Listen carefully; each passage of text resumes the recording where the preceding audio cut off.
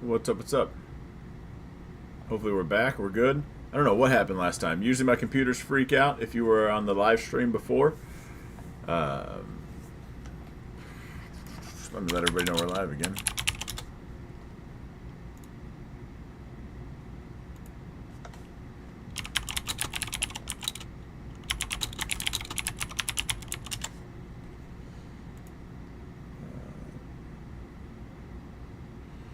So it looks like we're doing 0.75. I wanted to click on this real quick. I'll have more to say about today's monetary policy actions after briefly reviewing economic developments. Overall economic activity edged down in the first quarter as unusually sharp swings in inventories and net exports more than offset continued strong underlying demand. Recent indicators suggest that real GDP growth has picked up this quarter, with consumption spending remaining strong. In contrast, growth in business fixed investment appears to be slowing, and activity in the housing sector looks to be softening, in part reflecting higher mortgage rates. The tightening in financial conditions that we've seen in recent months should continue to temper growth and help bring demand into better balance with supply. As shown in our summary of economic projections, FOMC participants have marked down their projections for economic activity, with the median projection for real GDP growth running below 2% through 2024. The labor market has remained extremely tight, with the unemployment rate near a 50-year low, job vacancies at historical highs, and wage growth elevated. Over the past 3 months, employment rose by an average of 408,000 jobs per month, down from the average pace seen earlier in the year, but still robust. Improvements in labor market conditions have been widespread, including for workers at the lower end of the wage distribution, as well as for African Americans and Hispanics. Labor demand is very strong, while labor supply remains subdued, with the labor force participation rate little changed since January. FOMC participants expect supply and demand conditions in the labor market to come into better balance, easing the upward pressures on wages and prices. The median projection in the SEP for the unemployment rate rises somewhat over the next few years, moving from 3.7% at the end of this year to 4.1% in 2024, levels that are noticeably above the March projections. Inflation remains well above our longer-run goal of 2%. Over the 12 months ending in April, total PCE prices rose 6.3%, excluding the volatile food and energy categories. Core prices rose 4.9%. In May, the 12-month change in the Consumer Price Index came in above expectations at 8.6%, and the change in the core CPI was 6%. Aggregate demand is strong. Supply constraints have been larger and long-lasting than anticipated, and price pressures have spread to a broad range of goods and services. The surge in prices of crude oil and other commodities that resulted from Russia's invasion of Ukraine Hopefully. is boosting prices for gasoline and food, and is creating additional upward Can you pressure guys still on hear inflation. anything? And COVID-related lockdowns in China Can you guys still are hear likely Powell? to exacerbate supply chain disruptions. Because I definitely don't. FOMC participants have revised up their projections for inflation this year, particularly for total PCE inflation, given developments in food and energy prices.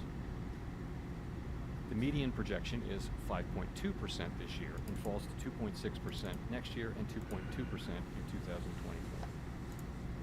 Participants continue to see risks to inflation as weighted to the upside.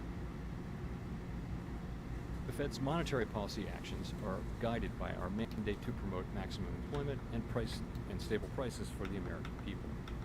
My colleagues and I are acutely aware that high inflation imposes significant hardship, especially on those least able to meet the higher costs of essentials like food, housing, and transportation. We are highly attentive to the risks high inflation poses to both sides of our mandate, and we're strongly committed to returning inflation to our 2% objective. I was trying to put my headphones on, but I guess they're dead. So I gotta mute myself so you guys can only hear him. And it will continue to do so. At today's meeting, the committee raised the target range for the federal funds rate by 0.75 percentage point, resulting in a 1.5 percentage point increase in the target range so far this year. The committee reiterated that it anticipates that ongoing increases in the target range will be appropriate. And we are continuing the process of significantly reducing the size of our balance sheet, which plays an important role in firming the stance of monetary policy. Coming out of our last meeting in May, there was a broad sense on the committee that a half percentage point increase in the target range should be considered at this meeting if economic and financial conditions evolved in line with expectations. We also stated that we were highly attentive to inflation risks and that we would be nimble in responding to incoming data and the evolving outlook. Since then, inflation has again surprised to the upside.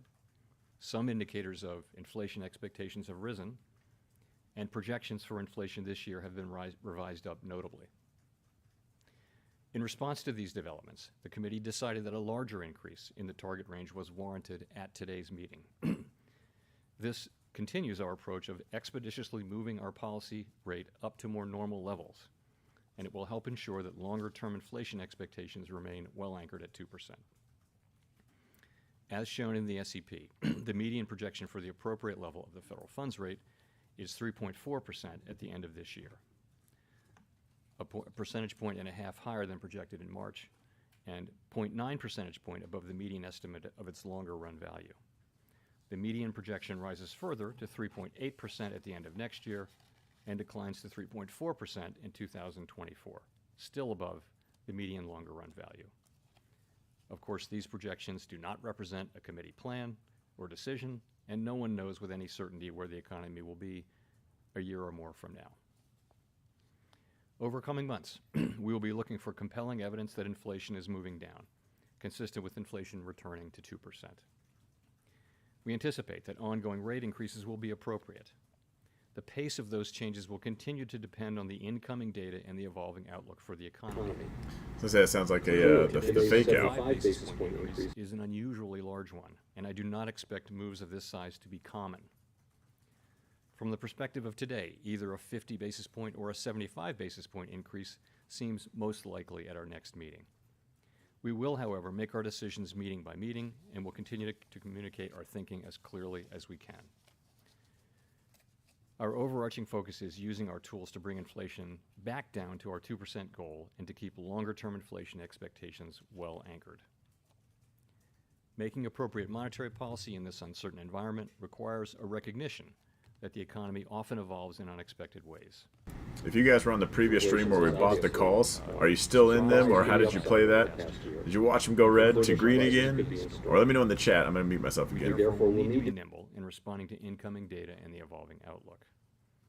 And we will strive to avoid adding uncertainty to what is already an extraordinarily challenging and uncertain time. We are highly attentive to inflation risks and determined to take the measures necessary to restore price stability.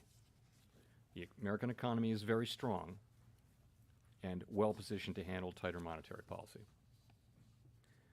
To conclude, we understand that our actions affect communities, families, and businesses across the country. Everything we do is in service to our public mission. We at the Fed will do everything we can to achieve our maximum employment and price stability goals. Thank you, and I look forward to your questions. Diamond Hands, Thank you, Howard Schneider. Reuters. Oh, Howard. Two Howard's related question. questions, Chair Powell. Do you feel you box yourself in with the language you used at the last? Is there an echo if I leave it like this? July. And would you please give us, as detailed a sense as you can, of what role you played in reshaping market expectations so quickly on Monday? So, as you know, we always aim to provide as much clarity as we can about our policy intentions, subject to the inherent uncertainty in the economic outlook, because we think monetary policy is more effective when market participants understand how policy will evolve, when they understand our objective function, our reaction function. And in the current highly unusual circumstances with inflation well above our goal, we think it's helpful to provide even more clarity than usual, again, subject to uncertainty in the outlook. So, and I think over the course of this year, financial markets have responded and have generally shown that they understand the path we're laying out. Of course, it remains data dependent, And so that's what we generally think about guidance, and that's why we offer it. And of course, when I offered that guidance at the last meeting, I did say that it was subject to the economy performing about in line with expectations. I also said that if the economy if data came in worse than expected, then we would consider moving even more aggressively. So we got the CPI data and also some data on inflation expectations late last week. And we thought for a while, well, this is the appropriate thing to do. So then the question is, what do you do? And do you wait 6 weeks to do it at the next meeting? And I think the answer is that's not where we are with this. So we decided we needed to go ahead. And so we did. And that's really how we made the decision. The good news here is that at least the market agrees, like inflation's just crazy, and they need Powell to do something. So it's not just the Powell, please don't do anything, it might hurt our stocks play. I guess I wonder if you could describe for us how's this audio? How you're deciding how aggressive you need to be. So obviously 75 today. What did 75 achieve that 50 wouldn't have, and why not just go for a full percentage point at some point? Sure. So if you take a step back, what we're looking for is compelling evidence that inflationary pressures are abating and that inflation is moving back down. And we'd like to see that in the form of a series of declining monthly inflation readings. That's what we're looking for. And by this point, we had actually been expecting to see clear signs of at least inflation flattening out and ideally beginning to decline. We've said that we'd be data dependent, focused on incoming data, highly attentive to inflation risks, the things that I mentioned to Howard moments ago. So contrary to expectations, inflation again surprised to the upside. Some indicators of inflation expectations have risen, and projections of this year have moved up notably. So we thought that strong action was warranted at this meeting, and today we delivered that in the form of a 75 basis point. I like that. We definitely needed that. As I mentioned. So what was the point of it really is this. We've been moving rates up. The reason the echo, and this helped me for the Don Franz show, let me guys know which audio sounds the best, because my computer is playing the noise. I have that turned off. But when it's playing the noise and my microphone's picking up the speakers that I'm hearing, that's how you guys get the echo. If I turn the computer off, you're hearing what the speakers are putting out, so there's less of an echo, but I'll be much louder than Powell speaking. But I can't stand it when I'm watching other YouTubers do things like this, because they'll pause and talk while he's talking, and if you're getting mad, then I 100% get it. That's why I want to just like mute myself and let the guy speak. But anyway, let me know which one. I can mute myself and put it back to computer audio if you guys want to just listen to Powell. So as I mentioned, we 75 basis points today. I said the next meeting could well be about a decision between 50 and 75. That would put us at the end of the July meeting, in that range, in that more normal range, and that's a desirable place to be because you begin to have more optionality there about the speed with which you would proceed going forward. Just talking about the SEP for a second, what it really says is that committee participants widely would like to see policy at a modestly restrictive level at the end of this year, and that's 6 months from now, and so much data and so much can happen. So remember how highly uncertain this is.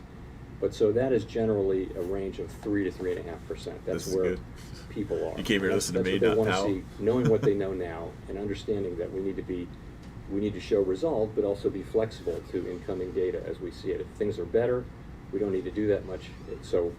And if they're not, then we either do that much or possibly even more. But in any case, where's everyone else at? Then you're looking at next year, and what you're seeing Bullish. is people see a bit more tightening. As far as going short, again, hopefully that yellow zone, hopefully the appropriate path. Argument could be made at this blue zone right here.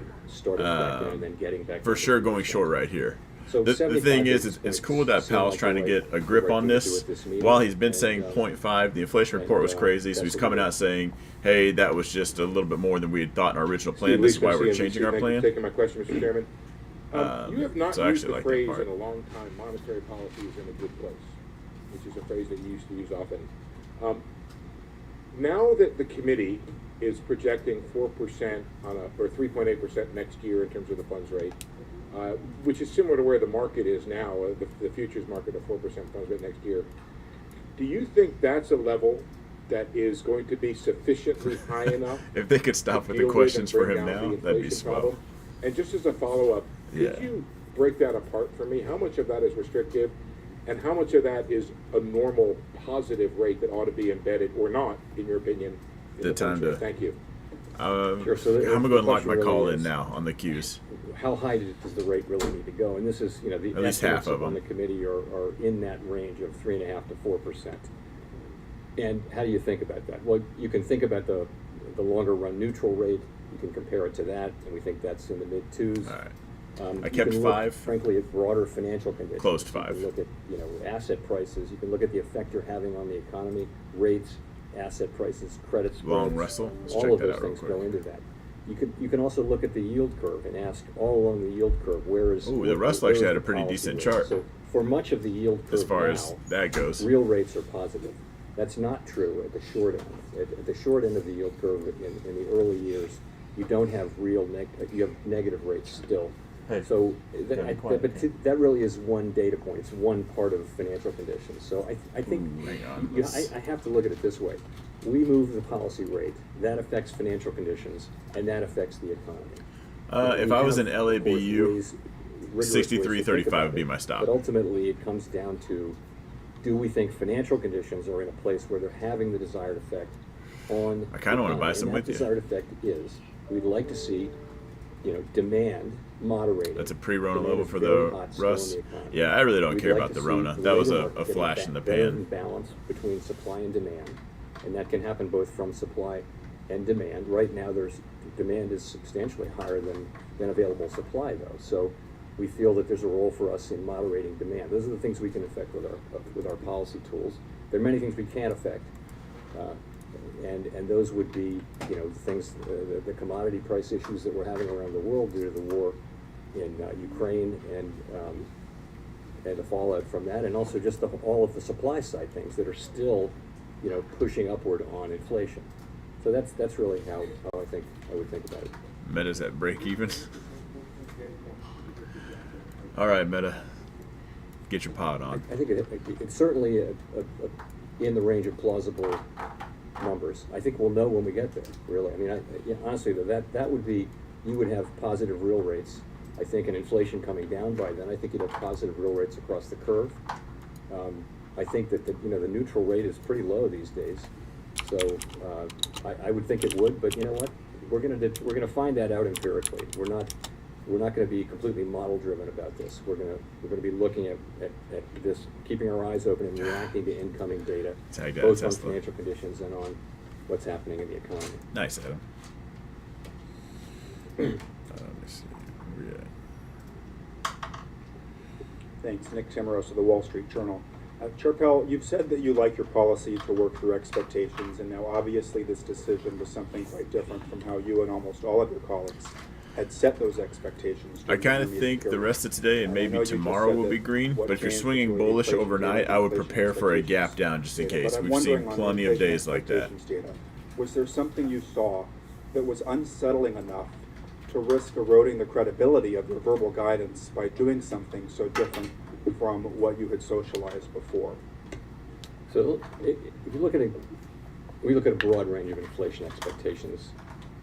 So you've got These the guys and their public, wording you've their got surveys questions. of the public and of experts, and you've also Just got like- market-based. And I think if you look across that broad range of data, what you see is that expectations are still in the place, very much in the place, where short-term inflation is going to be high, but comes down sharply over the next couple of I bet years. Amazon's That's got to really where run. This is inflation actually where expectations I'm are. And alerted also, to as probably you get go away short from this Amazon. episode, they get back down close to 2%. And so this is really very important to us that remain the case. And I think if you look for most measures, most of the time, that's what you see. If we even see a couple of indicators that bring that into question, we take that very seriously. We do not take this for granted. We take it very seriously. So the preliminary Michigan reading, it's a preliminary reading. It might be revised. Nonetheless, it was quite eye-catching, and we noticed that. We also noticed that the index of common inflation expectations. I'm just going to buy at the some board 108s on the has Amazon moved up and after swing those being into pretty flat for a tomorrow. long time. So we're watching that, and we're thinking, this is something we need to take seriously. And that is one of the factors, as I mentioned, one of the factors in our deciding to move ahead with 75 basis points today was what we saw in inflation expectations. We're absolutely determined to keep them anchored at 2%. That was one of the reasons. The other was just the CPI rating. So if you saw All right. a movement like that So, again, I'm another in at tick up 345 in inflation expectations, for would the that put a 108s. 75 or even 100 basis point increase in play No, next week's at your expiration. next meeting? You know, I'll just say we're going to react to the The, incoming data and One second. appropriately, I think. 24th. So I wouldn't want to put a number on what that might be. The main thing is to get rates up, and then pretty soon we'll be in an area where we're, I think, as you get closer to the end of the year, you're in a range where you've got restrictive policy, which is appropriate. 40-year highs in inflation. We think that policy is going to need to be restrictive, and we don't know how restrictive. So I think that's how we'll take it. Nice. Hi, Chair Powell. Neil Irwin from Axios. Thanks for taking our questions. The late-breaking kind of decision to go to 75 basis points, do you worry that will make policy guidance a less effective tool in the future? And should we think of that as a kind of symmetrical reaction function if we start to get soft readings on inflation or Nice, the labor market starts to roll over? To take your second question first, yes. I mean, I think we're resolved to take this on, but we're going to be flexible in the implementation of it. Sorry, and your question was guidance. So again, the I'm overall gonna run this exercise stream is 8 that more we minutes. try We'll to call it be a day at provide 30. as So much if you guys have any clarity about questions, policy intentions as we can, you because know, we think that makes fire monetary away. policy work better. It's always a What's up, trade-off, Matt? Tuning in from because work? you have to live with that guidance, and I got both so chats you do it, open, and it so helps a I got lot my of the Mentorship time. I chat frankly and think YouTube this chat. year Type wherever you has been want, a I can read it. demonstration of how well it can work. With the, I think we're with us bullish having going really just into done tomorrow, very little Matt. in the way of raising interest rates. And Financial then conditions have tightened quite significantly 0.75. through the expectations channel, as we've made it clear what our plans are. So I think that's been a very healthy thing to be happening. So, and I would hope that our it's always going to be any guidance that we give. It's gonna is suck if always we going see to that be subject rejecting, to though. things working out about as we expect. And in this particular situation, you know, we're looking for something specific, and that is progress on Okay. inflation. We want to see progress. Man. We want to see inflation can't go down until it flattens out. what I really don't And want to that's what do, we're if we're looking to talking see. green into And if we tomorrow, don't see that, is I don't want to then end the day that's the here, kind of down thing here. that I would like to we end the day don't up see here, progress breaking for this a long zone, period. That could especially cause after this some green candles, But we and I'm will- gonna we will- be soon enough we will be seeing some progress. At I'll some be point. short.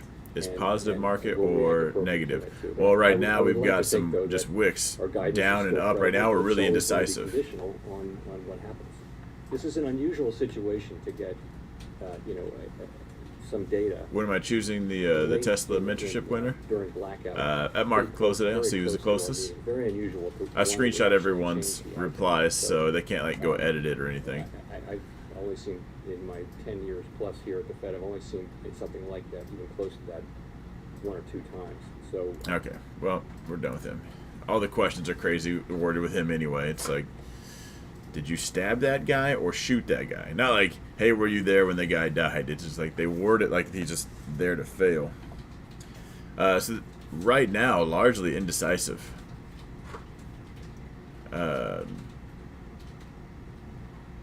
I took a bullish play, a couple bullish plays.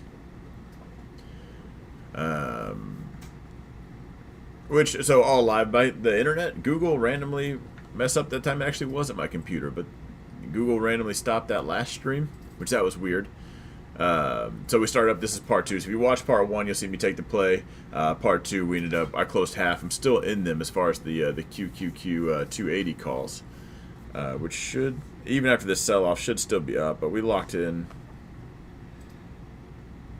Yeah, they're still up a all right chunk. We bought the dip on that. But do we still have time to enter? If you think you're bullish, now's the time. So we have the sellers are here. The buyers showed up here randomly right on this magic yellow box we draw out on the Don Front show. But we are above it. So right now I'd say bullish. I think bullish meant some bullish plays. But ultimately I think this will be a time to enter a short position. I don't think the market's done yet. I don't think we're at a bottom. So thinking maybe relief rally, but if we end up down here in that yellow zone, that's going to suck. I might still swing it just on the off chance. Any bullish plays, I would expect to gap down tomorrow. So that's how my allocation would be. That's how I would figure out my allocation. I wouldn't be heavy in anything. If we close down here, I'm probably going to close those positions and go short. So that just won't be a good sign overall. Test the long if it tests the bottom of that zone. Test the...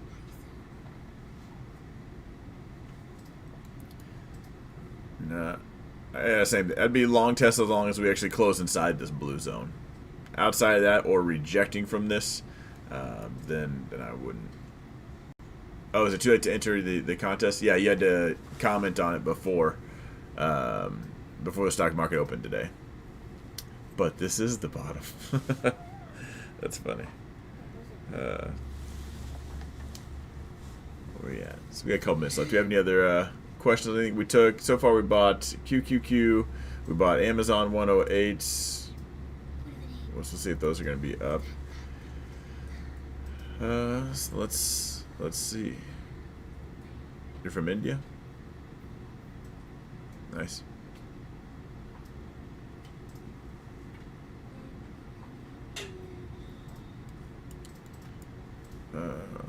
Let's just chart that out real quick. Sorry. Don't want that break on Amazon. Can we buy the Rust too? I feel like I missed that trade. It's red right now. It's in the zone. How many is that? That's quite a bit as far as futures go. Man. Let's do some...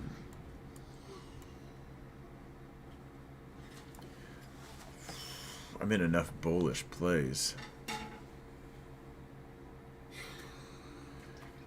Let's see how much the 170s are.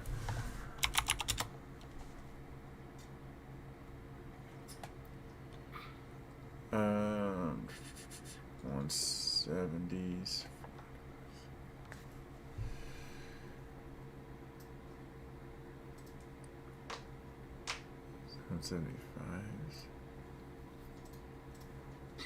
I'm gonna do 4 of these. We'll spend 1,000 for the 175s for the 24th. But if we're green tomorrow, all these get managed tomorrow. I don't. The last thing I would do is press my luck on anything.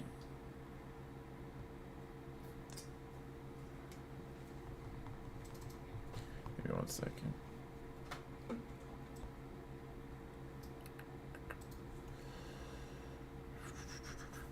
Oh man, I clicked the wrong thing.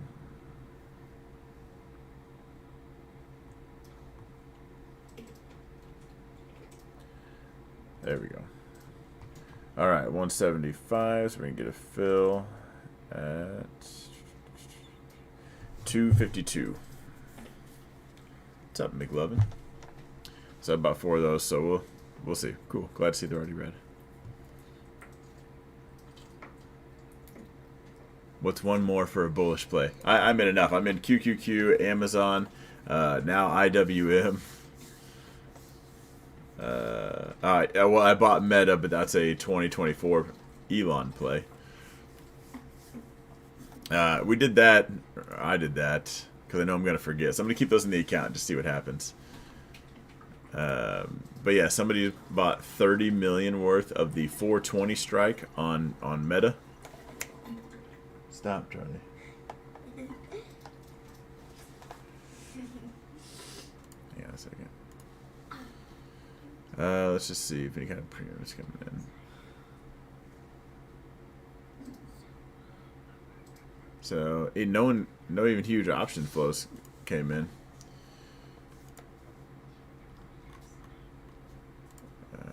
Man, come on. There we go.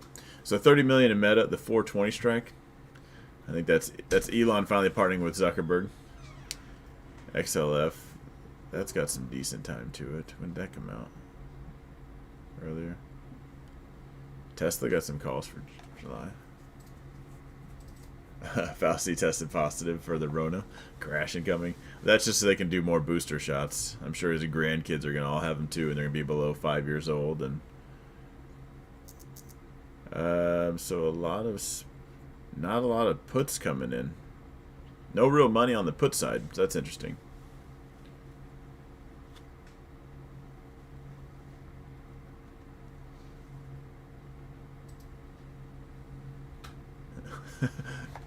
This guy just said it will depend on factors out of our control. They need to sub him out. Alright guys, I'm going to go ahead and wrap it up here. I'm in enough bullish plays.